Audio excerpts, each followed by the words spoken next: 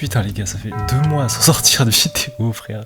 Ah, ça commence fort, hein, YouTube, ça, bref. Non mais les gars, j'ai de bonnes excuses. De 1, j'ai une vie en dehors du YouTube, voilà. Surprise, tous les youtubeurs ne sont pas des chômeurs. Et deuxièmement, j'avais commencé une vidéo qui, là, elle est en cours de montage, là, elle est montée à 50%, mais j'ai arrêté parce que elle me plaisait pas. Voilà, elle me plaisait pas, donc à la place, on va parler de Tetris et voilà, désolé. Et de toute façon, pour qui je me prends? Si on c'est pas une chaîne à 1 million d'abonnés, frère, y a pas de... Oh putain, je me suis fait mal.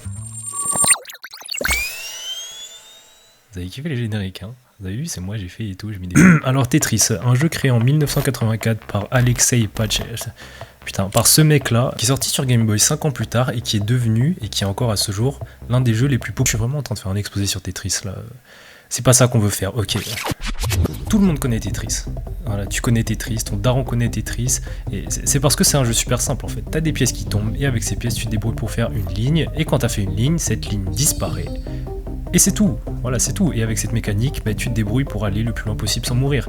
Voilà, ce Tetris, tout le monde le connaît. Et si vous êtes un petit peu curieux, ou que vous avez juste vu cette vidéo, bah, vous voyez à quoi ça ressemble la scène compétitive de Tetris.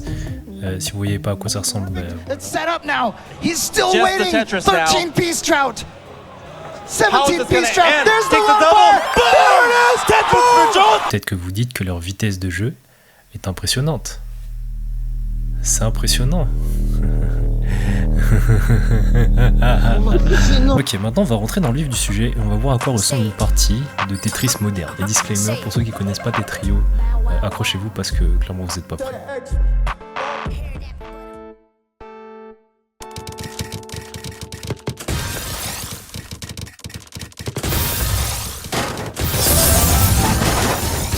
Les gars, maintenant regardez et dites-moi si c'est un être humain ou pas, s'il vous plaît.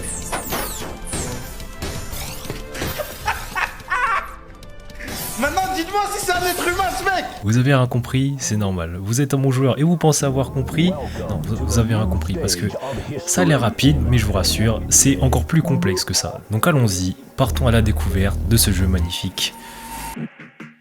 On s'éloigne de la piola, si c'est répli, ça fait l'effet de la psoriasis. J'suis que payer les pots cassés. Tu parles sur moi, biche, me fiche des mots passés. Dedans j'ai mal. Alors, quand tu tombes sur ça pour la première fois, dans 100% des cas, ta réaction ça sera what the fuck, comment c'est possible, c'est pas humain, c'est bot, voilà. Donc là, si t'es un peu curieux, tu vas faire des recherches, tu vas te renseigner et tu vas voir que ces gars-là, ils sont sur un site Tetrio qui est gratuit et qui est disponible sur navigateur. Donc ni une ni deux, tu t'inscris pour jeter un coup d'œil. Ok, multiplayer, solo, zen. Ouais, ok, mais c'est du Tetris normal, mais sur PC en fait. Bon, allez, ça suffit. C'est juste du Tetris normal. Attends, vas-y, on va voir si y a autre chose. Multiplayer. Tiens, c'est intéressant ça. C'est quoi ça? Quick play? Quick play, ok. Welcome to Zenith Tower, send line to. Eh, je m'en fous, je parle pas anglais, vas-y, on y va. Alors. Ouais, c'est comme tout à l'heure en fait, c'est juste du Tetris comme la dernière fois. C'est quoi ce jeu en fait? Par contre, il y a des gens autour. Peut-être c'est un Battle Royale. Ok, je sais pas trop c'est quoi. Attends, c'est quoi ça? Pourquoi il y a du truc? Ok, wesh, attends, tranquille, mais c'est quoi tout ça en fait? What? C'est quoi ce truc? Ok, c'est quoi? Pourquoi il y a du... Ouais, je suis un peu haut là, allez, pitié, non, oh putain, ok. 266 mètres. Ok, spectate, Anonymous, Swell... Ah mais attends, il y a un leaderboard à côté, attends, ça veut dire que genre lui... Ok, j'ai compris, le but c'est d'aller le plus haut possible. Vas-y, on va voir lui. Pourquoi il a tout ça, genre, oui, c'est quoi ça? Charge, B, 2B, B2B, 47, mini Z spin, T-spin. Attends, mais ouais, je comprends rien. Lui, pourquoi il est multicolore, lui? Mais pourquoi il est aussi rapide? Mais c'est quoi ce jeu de fou? Pourquoi il y a des mecs dans le chat qui... Mais je comprends là typiquement à quoi peut ressembler un premier contact avec Tetrio. Parce que si t'as jamais joué à Tetris, tu peux avoir l'impression que quand t'arrives sur ce jeu, d'entrer dans un autre monde, dans un monde où t'as l'impression que tout le monde a 200 de QI. Genre, maintenant t'as compris que t'as mis les pieds dans un monde où 99% des joueurs sont des touchés, t'as deux options qui s'offrent à toi. Première option, tu fermes l'onglet, t'éteins le PC et tu retournes dans la vraie vie parce que t'as autre chose à foutre qu'empiler des blocs sur Tetris et que c'est pas comme ça que tu vas te construire un avenir, une situation et une vie épanouie. Ou sinon, tu décides de t'investir. Alors, petite pause explication parce qu'il faut quand même qu'on commence sur les mêmes bases. Donc, au milieu, le truc en 10 par 20, c'est le board. C'est là où toutes tes pièces vont aller et où tu vas jouer globalement. À droite, ce sont les pièces qui arriveront à chaque fois que tu poses une pièce. Donc là, si je pose ça, il y a ça qui va arriver et ainsi de suite. Et à gauche, c'est le hold. Une particularité du Tetris moderne, c'est une pièce que tu peux garder de côté pour pouvoir la replacer. Donc, imaginons j'ai cette pièce qui arrive. Ah, j'ai pas envie de la jouer maintenant. J'appuie sur la touche pour hold, W. Boom, hold et voilà. Et ensuite pour le board, bah t'as pas vraiment beaucoup d'options. Hein. Tu peux déplacer ta pièce, tu peux la tourner dans le sens horaire, anti-horaire. Ah t'as deux trucs importants, le soft drop qui te permet d'envoyer une pièce tout en bas sans avoir à attendre que la gravité fasse son boulot, et le hard drop qui te permet de drop la pièce juste en bas, voilà.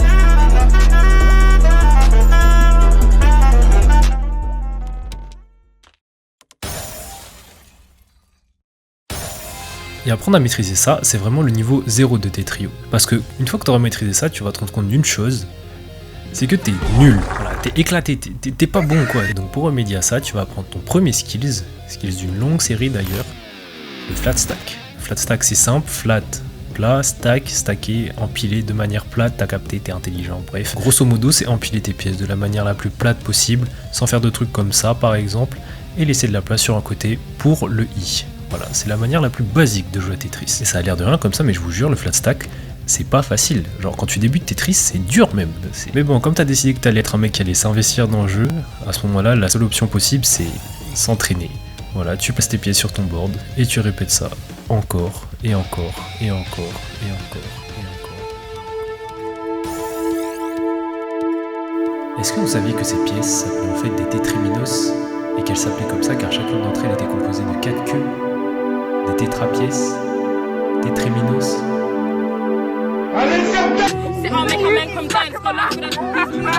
Bon, maintenant qu'on a les bases de Tetris, on va pouvoir se pencher sur le mode de jeu le plus intéressant, le mode ranked, voilà. Sur Tetris, on a plein de modes de jeu, comme le Blitz ou le 40 lignes. On a des modes multijoueurs comme le Quick Play, mais le plus intéressant, ça reste quand même les ranked. Alors attention, la Tetra League s'il vous plaît, pas des ranked, la Tetra League s'il vous plaît. Alors le concept est simple, hein, c'est du 1 contre 1, avec un système de classement comme dans tous les jeux / modes de jeu compétitifs, avec des divisions, voilà, qui vont du rang D au rang X, ouais, y a pas de bail de D, C, B, A, X, des trucs comme ça, non, c'est X. T'as même ton top pourcentage en fonction de ton rang. Genre, si t'es là, par exemple, tu fais partie du top 5% des joueurs, voilà. À titre de comparaison, moi, je suis un... Et donc là, quand t'arrives dans la Tetra League, mon gars...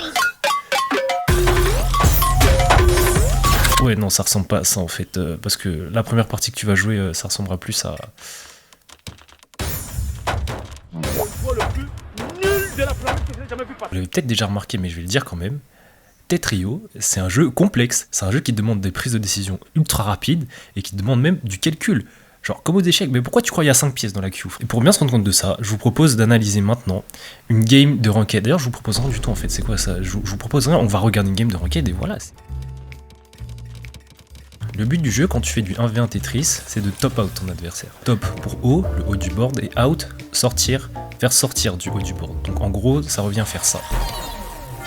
Et pour réussir à top out, vous n'allez pas jouer tranquillement dans votre coin en attendant que l'adversaire se KO tout seul, non, c'est trop facile. Parce que la spécificité du 1v1, c'est de pouvoir envoyer la garbage, c'est le truc gris là en bas. Et pour réussir à envoyer de la garbage, il faut clear des lignes. Si par exemple je clear une ligne, j'envoie 0 de garbage, j'en clear 2, j'envoie 1 de garbage, je clear 3 lignes, j'envoie 2 de garbage. Et donc si je clear 4 lignes, et ben j'envoie 4 de garbage, voilà. Non, parce que en fait, 4 lignes, bah, ça représente un Tetris, et Tetris 4 lignes, enfin je sais pas, c'est comme ça. Et comme le but c'est de top out son adversaire, on peut se dire que spammer les Tetris, c'est le moyen le plus efficace. 4 lignes, 4 de garbage, on envoie, et voilà, terminé. Alors en fait, le truc c'est que dans Tetris, il existe une mécanique. Ça, c'est ce qu'on appelle un T-spin. T parce que le tétriminos en question, c'est un T, et spin parce que ça se base sur la mécanique de rotation. Alors, je vais essayer d'expliquer ça le plus simplement possible, mais en gros, c'est réussir à faire entrer une pièce quelque part en utilisant forcément le système de rotation. Genre là, dans cette situation, si je veux poser cette pièce à cet endroit, je ne peux pas. Si je le fais normalement, je ne peux pas. À la rigueur, je peux faire ça, mais ça ne va pas rentrer. Mais par contre, si je drop la pièce là, et que je tourne la pièce dans ce sens... Un autre exemple, là, on a la forme parfaite pour notre J. Mais je ne peux toujours pas la mettre, on peut toujours pas placer la pièce. Cependant, si je fais ça... En gros, voilà ce que c'est qu'un spin, c'est repérer la forme précise d'une pièce et la faire entrer grâce à une rotation. Et donc quand tu fais un T-spin qui clear 2 lignes, ça te rapporte 4 de garbage. Enfin, ça envoie 4 de garbage, c'est aussi puissant qu'un Tetris. Bon, je suis d'accord que ça fait beaucoup d'infos d'un coup là, donc retenez juste que pour envoyer de la garbage efficacement, tu spams les Tetris et les T-Speed.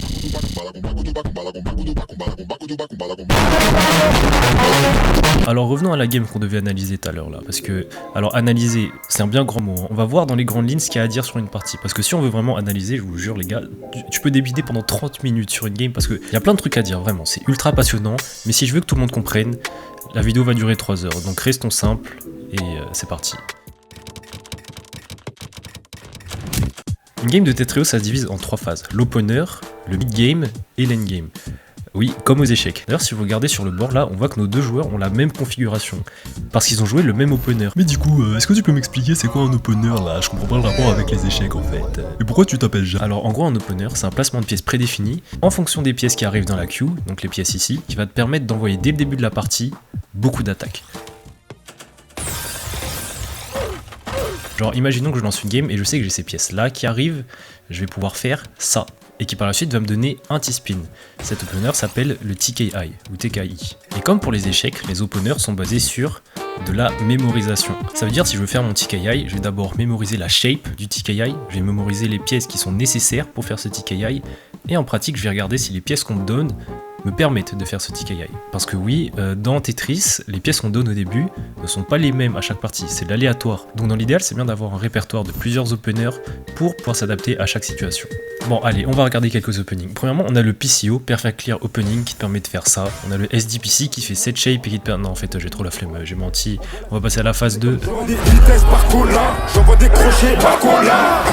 Donc si pendant la phase d'opening, on n'a pas réussi à KO notre adversaire, on va passer en phase de mid-game. Tu vas utiliser tous les outils que tu connais pour envoyer de la garbage, donc T-Spin, Tetris, etc. Et pour ne pas mourir. Et c'est là que je vais pouvoir faire le youtubeur. On va parler des types de joueurs Tetris. Putain, ça c'est du YouTube ça. Allez.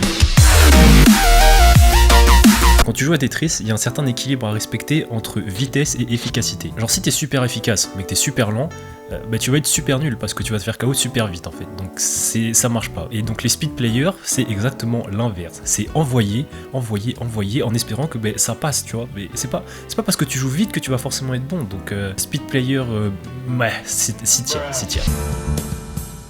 Pour faire simple, dans le stack, c'est ça. T'es un peu haut dans le board, donc tu utilises tes pièces pour redescendre, pour éviter de te faire KO. Et les downstackers, eux, leur but, c'est pas d'encaisser un peu de garbage ou de build des trucs pour être efficace, non, leur but, c'est de rester là.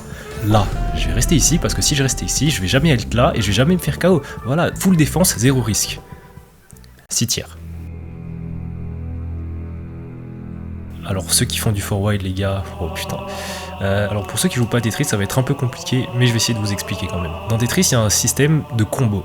Ça veut dire si tu clears une ligne, ça n'envoie rien, mais si tu clears plusieurs lignes d'affilée, genre comme ça, là par exemple j'ai un combo de 4, donc si avec ce combo de 4 je clear une ligne, j'envoie un de garbage. Je sais pas si j'ai très bien expliqué, bon retenez juste que plus tu clears de lignes d'affilée, plus tu fais monter un combo, et plus ce combo est élevé, plus tu vas envoyer d'attaque.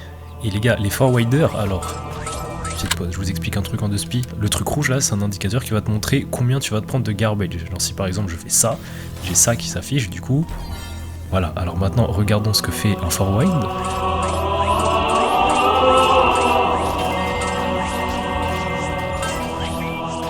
C'est beaucoup trop fort, hein, vraiment, ça mériterait un A ou un S, mais comme je suis quelqu'un d'aigri...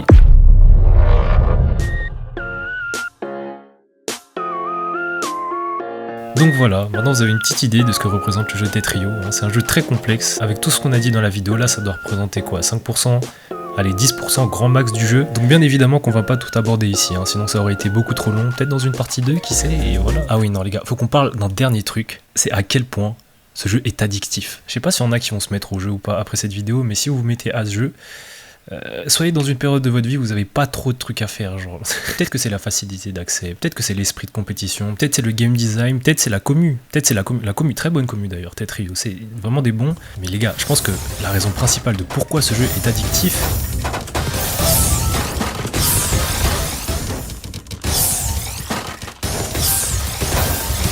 moi les gars, c'est du même niveau que le casino. T'appuies sur des boutons, il y a du bruit, il y a la lumière, t'es content, voilà. Et au final, ça devient super addictif d'appuyer sur des boutons. D'ailleurs, en parlant d'appuyer sur des boutons, T'as ce petit bouton en bas sur lequel tu peux cliquer. Bah ouais, bah les gars, faut bien que je fasse le YouTube. Faut travailler maintenant, pour que dans le futur on parle pas de mon présent au passé. Il était riche mais qu'est-ce qui s'est passé? Sur rouge sous les lunettes, je dois les briser, le J faut le tasser. Ici on n'aime pas les carottes, c'est nous on les met. Si t'es pas content c'est la même, y'a les outils pour stopper ta vie avant qu'on mentionne ton nom au passé. La salade à la couleur de mes les billets ont la couleur de la salade. Fait belle, faut contrôle poteau mais pas ça là, les condés c'est des... C'est la savane, j'ai pas demandé l'avis des gens. Quand je suis monté au charbon, chercher l'argent. J'ai pas fait les terrains, je porte pas la pression dans la journée.